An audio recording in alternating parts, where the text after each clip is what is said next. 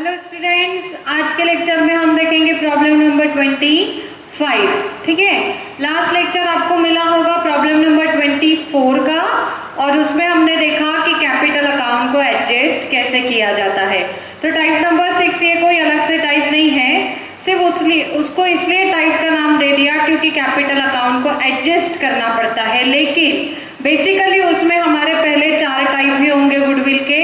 Type number 1, type number 2, type number 3, type number 4। ठीक है, तो चलो शुरू करते हैं problem number 25।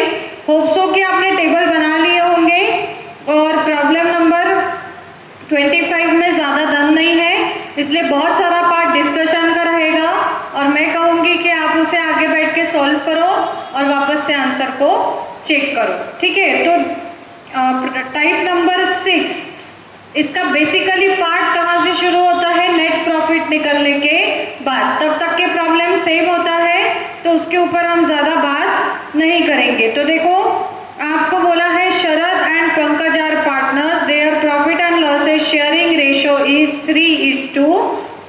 There balance sheet was as follows. Balance sheet दी है आपको 31 मार्च 2012 की। फिर बोला है on 1 April 2012 they admitted to Nilesh into the firm on the following terms. फिर बोला है he will bring ₹10,000 for capital and he will get 1/4 share in future profit. तो सबसे पहले एक काम कर लेते हैं, हम सबके ओपनिंग बैलेंसेस लिख लेते हैं। तो आप शरद कैपिटल का ओपनिंग बैलेंस लिखो। देखो कितना दिया हुआ है, 12,000, और पंकज का ओपनिंग बैलेंस देखो कितना दिया हुआ है, चेक करो, 4,000। ठीक है, और कैश का ओपनिंग बैलेंस कितना दिया हुआ है, 1,000। तो यहाँ डेबिट में लिखो ओपनिंग बैलेंस 1,000 रुपये। ठीक है, तो देखो हमने ओपनिंग बैलेंसेस लिख दिया है। अब आगे का काम क्या है कि सबसे पहले हम एंट्री करते हैं कैपिटल लाने की। क्या एंट्री होगी? He will bring ₹10,000 for capital. तो एंट्री अब आप करेंगे, तो एंट्री क्या होगी? देखो, कैश अकाउंट डेबिट, कैपिटल आया, cash account debit to capital account. लिखो, एंट्री लिखो, पहली entry cash account debit to Nilesh capital account. Cash account debit to Nilesh capital account. ठीक है, अब दे एंट्री लिख ली, नरेशन लिखो, being new partners capital brought in business.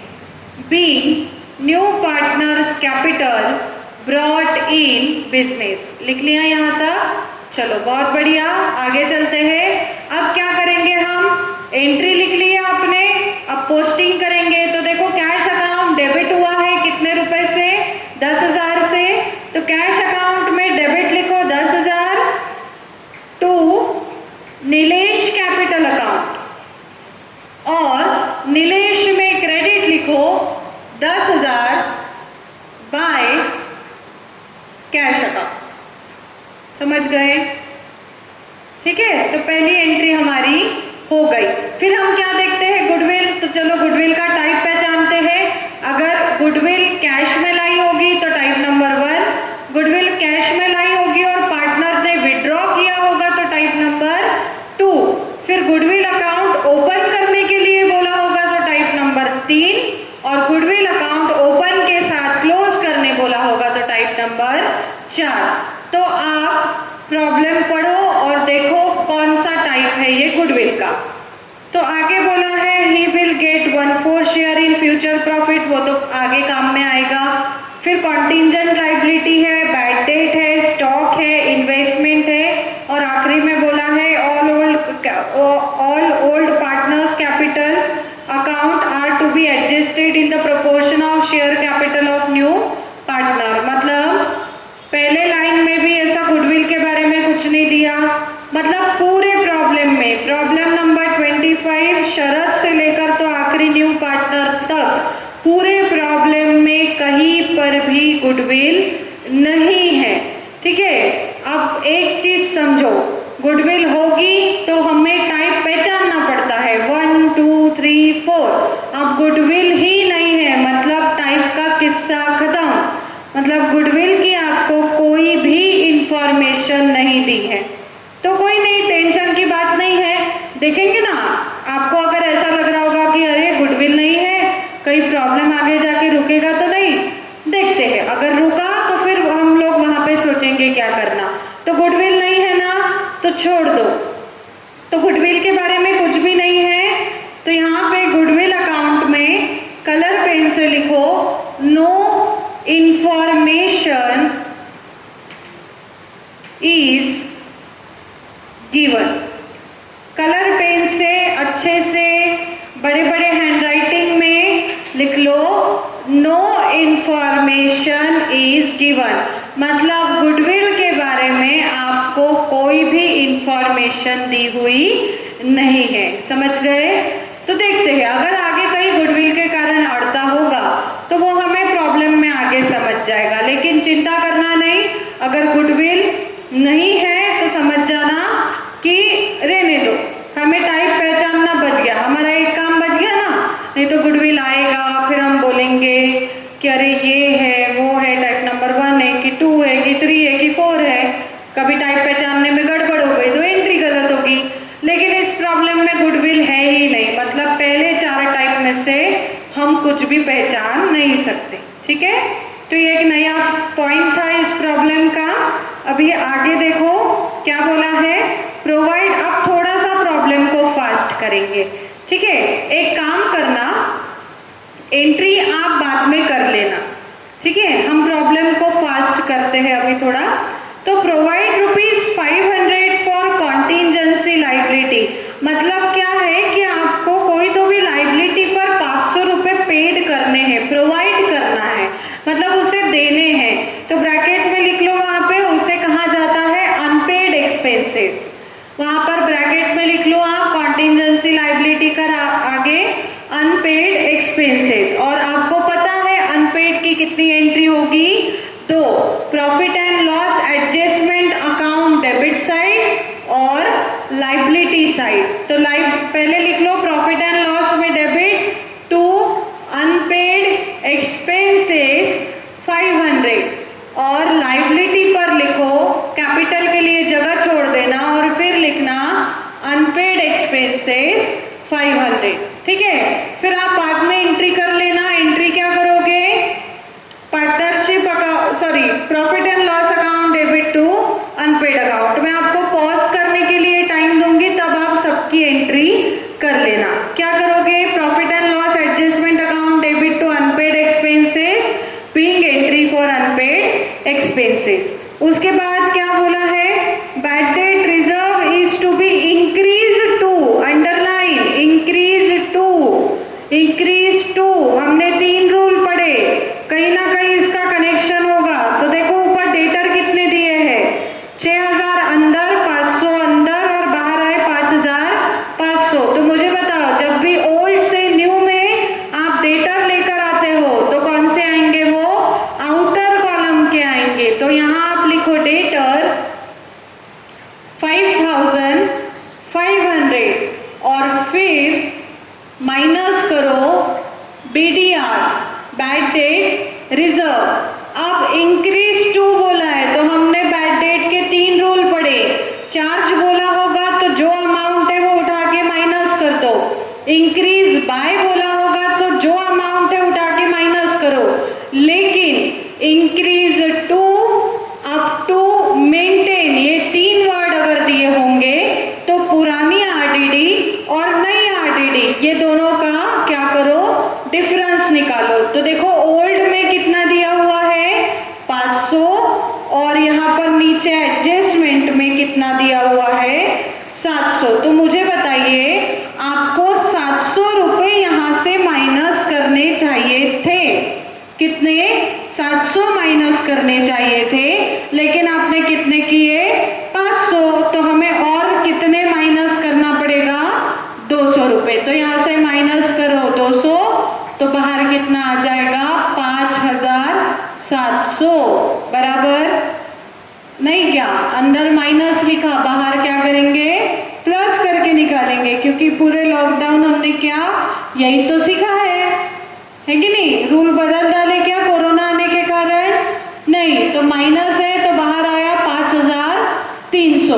फिर असेट पर माइनस किया, सेकेंड एंट्री कहाँ होगी, पी एंड एल एडजस्टमेंट में डेबिट, तो लिखो यहाँ पर 2 बीडीआर अकाउंट कितना 200, 2 बीडीआर अकाउंट 200। और एंट्री करने के लिए टाइम देती हूँ, लेकिन बता देती हूँ एंट्री क्या होगी, profit and loss adjustment account debit to bad debt reserve account, narration लिखोगे being bad debt reserve charge on debtor. ठीक। फिर stock is to be valued at ₹3000, मतलब क्या करना है आपको, स्टॉक का वैल्यूएशन करना है 3000 का। तो देखो ऊपर स्टॉक कितना दिया हुआ है 4500, तो असेट पर लिखो 4500। फिर बाहर अमाउंट कितनी आनी चाहिए 3000, बराबर। मतलब क्या हुआ, स्टॉक इंक्रीज हुआ है कि डिक्रीज हुआ है, डिक्रीज हुआ क्या, तो माइनस करो, डिक्रीज कितना 1500।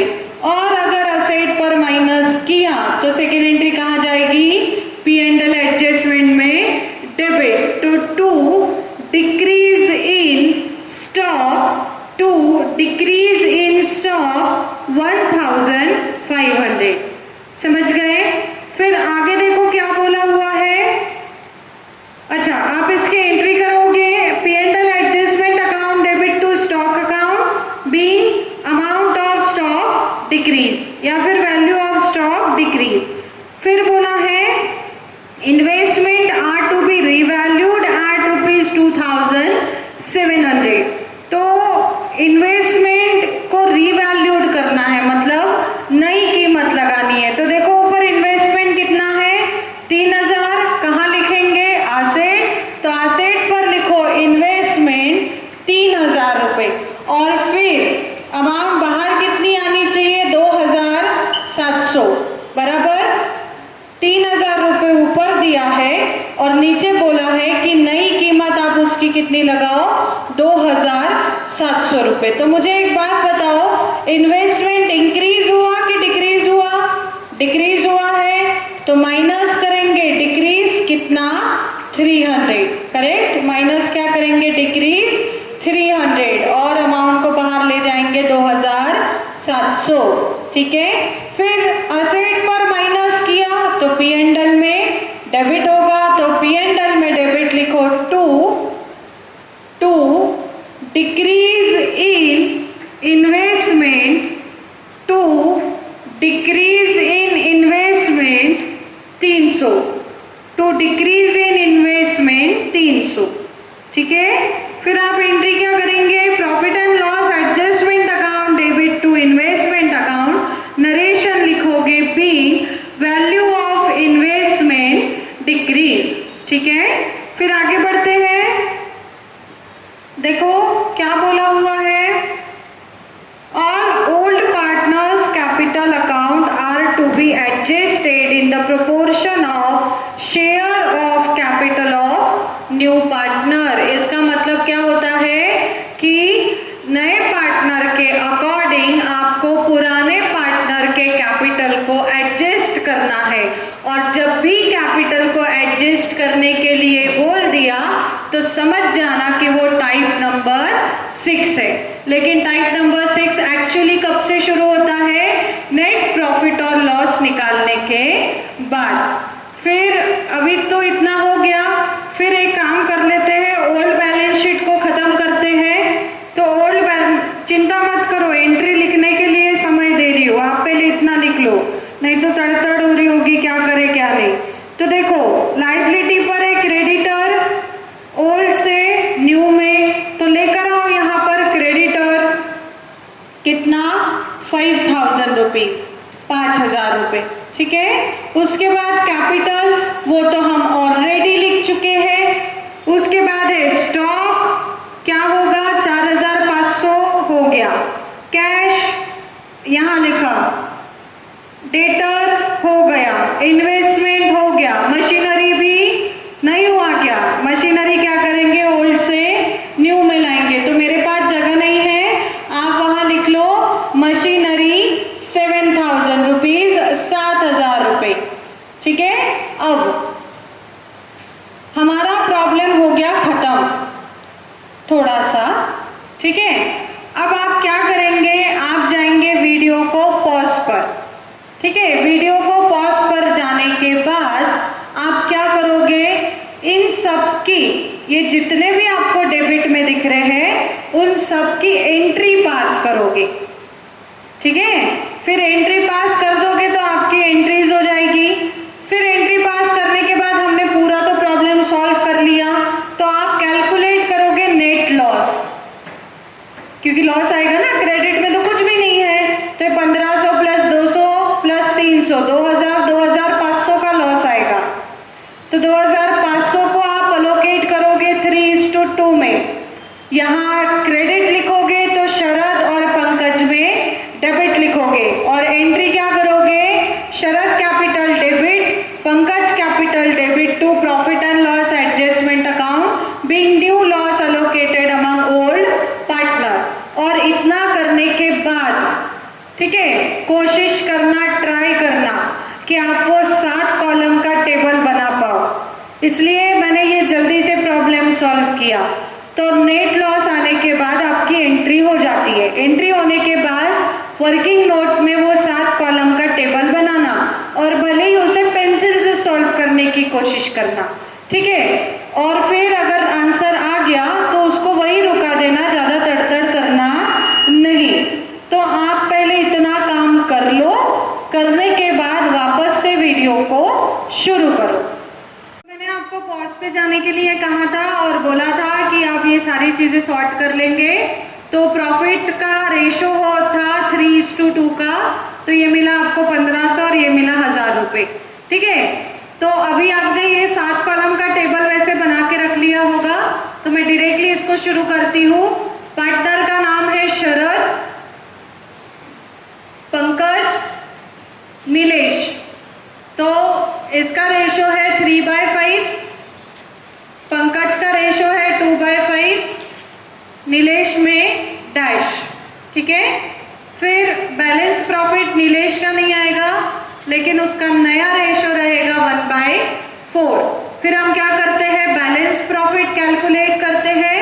तो लिखो आप calculation of balance profit, calculation of balance profit.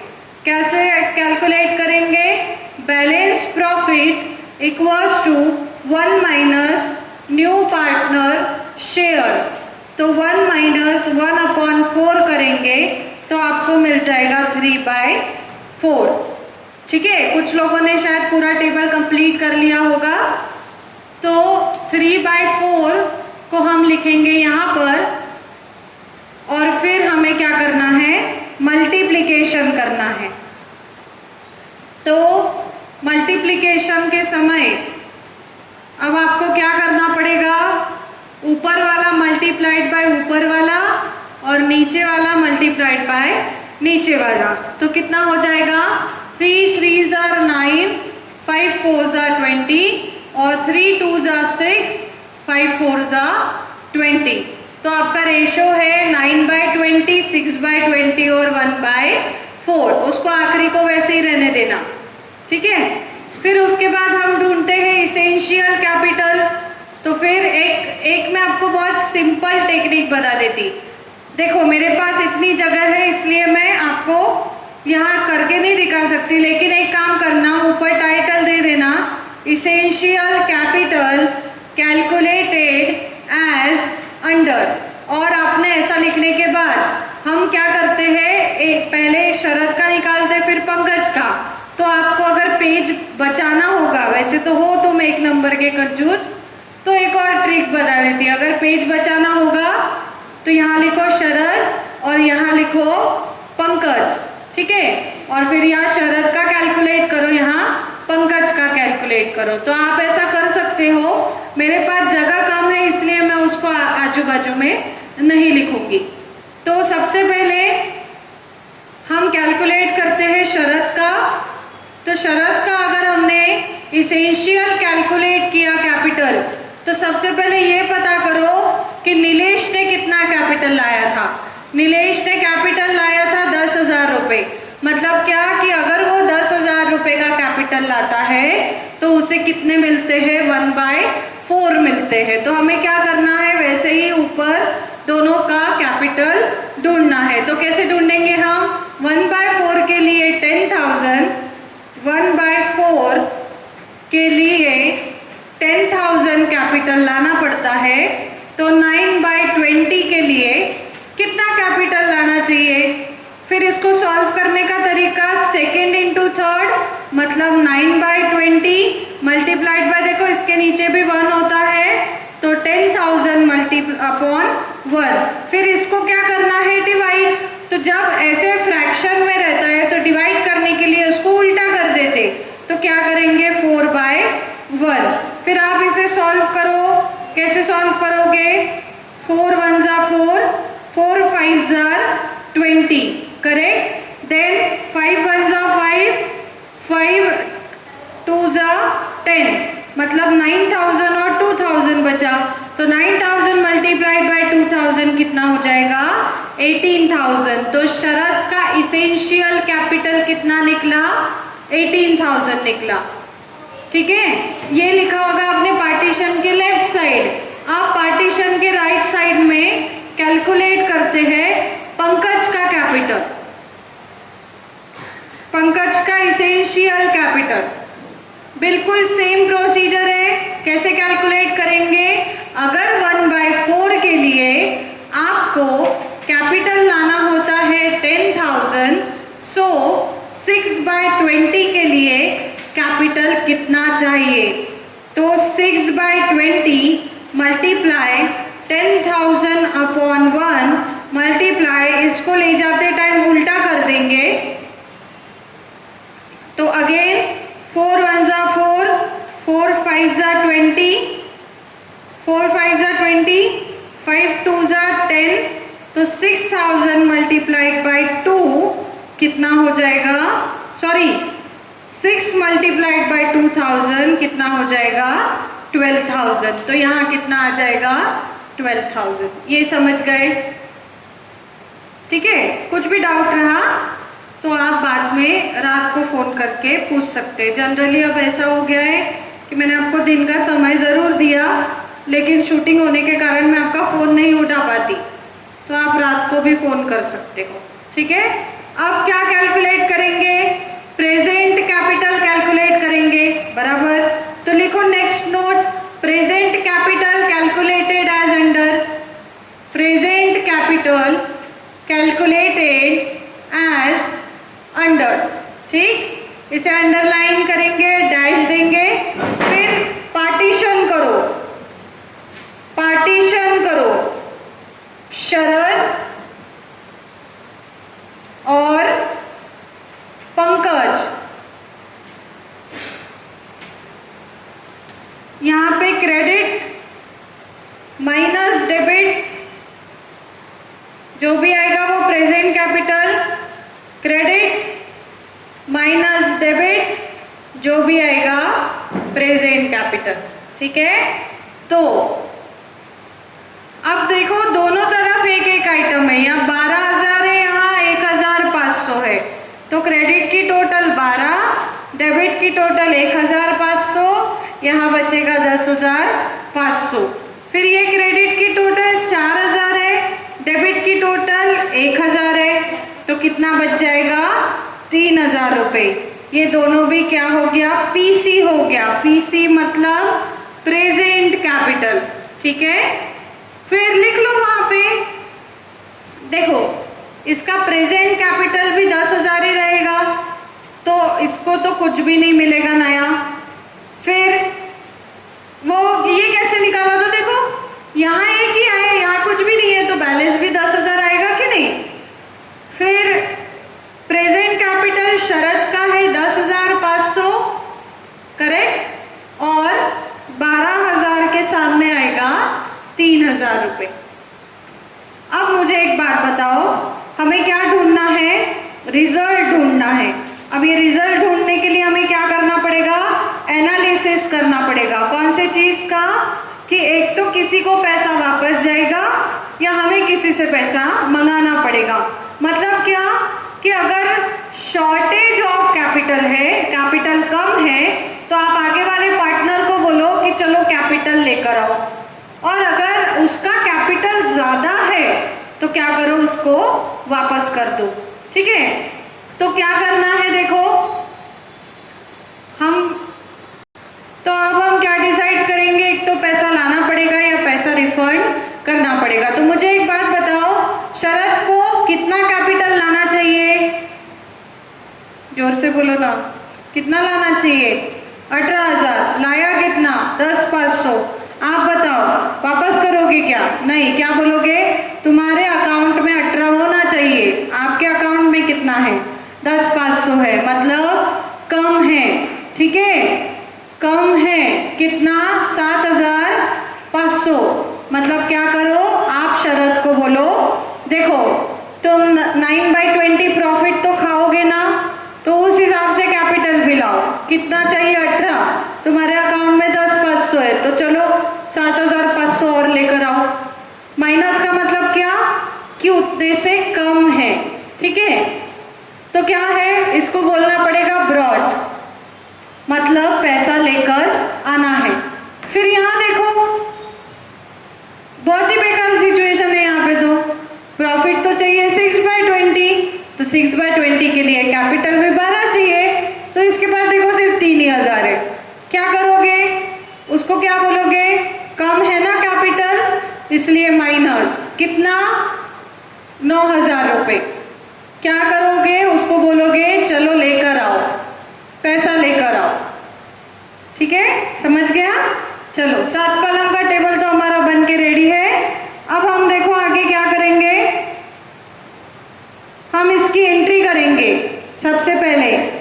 तो उसी कलर से आप एंट्री करोगे जिस कलर से आपने लिखा होगा। तो क्या एंट्री होगी, दोनों के भी पास से पैसा मंगवाना है। हमारे पास कैश आएगी, कैश अकाउंट क्या होगा, डेबिट होगा। ठीक है, हमारे पास कैश आएगी, कैश अकाउंट क्या करेंगे, डेबिट करेंगे। तो cash account debit to, cash account debit to Sharad capital account, कितना? 7,500, 7,500। ये हो गई आपकी एक एंट्री। फिर इसकी पोस्टिंग, कैश अकाउंट में डेबिट 7,500 टू शरद कैपिटल, और शरद में क्रेडिट 7,500 बाय कैश अकाउंट। ठीक है, फिर ऐसी सेम एंट्री हमारे पास दूसरे के पास से भी कैश आने वाली है। फिर लिखेंगे हम कैश अकाउंट डेबिट टू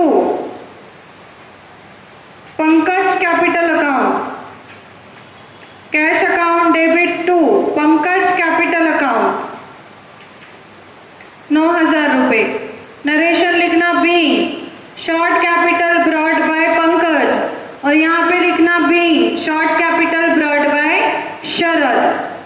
फिर करो इसकी पोस्टिंग, कैश में डेबिट 9,000 टू पंकज कैपिटल, 9,000 रुपए, और पंकज में क्रेडिट बाय कैश अकाउंट 9,000 रुपए। ठीक है, तो हमारा अभी इसका काम हो गया। अब क्या करना है, टैली करना है। तो अगर आप टैली करने के लिए भी जाते हो, ठीक है, अगर आप अमाउंट को टैली भी करते हो तो अब वापस से प्लस माइनस करने की जरूरत नहीं है। तो आपके पास यहाँ पर बैलेंस आएगा 18,000 रुपए का, करके देख लेना लगे तो 12,000 प्लस 7,500 माइनस 1,500, और टोटल कितनी आएगी इसकी 19,500। व्हाइट चौक लेना पड़ेगा मुझे। टोटल आएगी इसकी 19,500। फिर यहां पर बैलेंस कितना आएगा 12,000 रुपए, और टोटल आएगी 13,000 रुपए।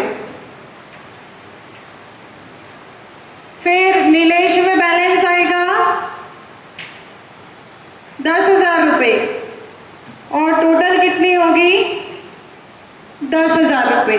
फिर तीनों के भी बैलेंस कैपिटल के नाम से यहाँ लिखो, शरद 18,000, पंकज 12,000 और नीलेश 10,000। फिर गुडविल में तो कुछ भी नहीं था। अब कैश अकाउंट, तो कैश अकाउंट का आपका बैलेंस आएगा कितना, करो कैलकुलेट, 10,000 प्लस 10,000 प्लस, तो इसका बैलेंस आएगा 27,500 और टोटल भी रहेगी 27,500। और फिर आप ये बैलेंस को ले जाओगे एसेट पर, कैश 27,500 और फिर टोटल आएगी बैलेंस शीट की, यहाँ पे छोटे छोटे रो है इसलिए मैं नीचे साइड लिख दे रही हूँ, टोटल आएगी 45,500। बैलेंस शीट की टोटल रहेगी 45,500। ठीक है, तो ये हमारा कंप्लीट हुआ प्रॉब्लम नंबर 25। अब आप एक काम करेंगे, प्रॉब्लम नंबर 26 खुद से सॉल्व करने की कोशिश करेंगे। ठीक है, मैं डिस्कस तो नहीं करती, डिस्कस कर दिया तो फिर आपको सारी चीज़ें पता चल जाती है। तो प्रॉब्लम नंबर 26, सबसे पहले टाइप में पहचान लेती हूँ। टाइप है रोहित पुरोहित पुराने पार्टनर, पंडित नए पार्टनर। पंडित ने कैपिटल लाया 24,000, 1/5 शेयर फ्यूचर में रहेगा। गुडविल रेज बोला है, गुडविल को रेज करने बोला, मतलब टाइप नंबर 3 ओपन करने बोला है, लेकिन नीचे कहीं पर भी क्लोज नहीं बोला है। मतलब ये आपको नया प्रॉफिट और लॉस आने तक के टाइप नंबर 3 के तरह सॉल्व करना है। और उसके बाद फिर क्या करना है बोलो, प्रॉब्लम को टैली करके अपने आप सारी चीज़ें करनी है। तो हो सके तो प्रॉब्लम नंबर 26 होमवर्क में करो। ठीक है, उसका मैंने एक बता दिया कि ये टाइप नंबर 3 का प्रॉब्लम है, लेकिन टाइप नंबर 6 भी है। साथ में देखो रिजर्व, चौथी adjustment, reserve for doubtful debt maintain 900 only, ऊपर माइनस किया है 1500, नीचे 900, 600 रुपये ज्यादा के माइनस किए तो बैड डेट रिजर्व क्या करना पड़ेगा, प्लस करना पड़ेगा। और फिर वो जो रोहित लोन अकाउंट है, अगर वापस नहीं किया होगा तो सीधा सीधा आप उसको कहाँ लिख लेना, बैलेंस शीट पर। ठीक है, तो आप प्रॉब्लम को पूरा टैली करो, इसके आंसर आपको मिल जाएंगे। तो ये प्रॉब्लम होमवर्क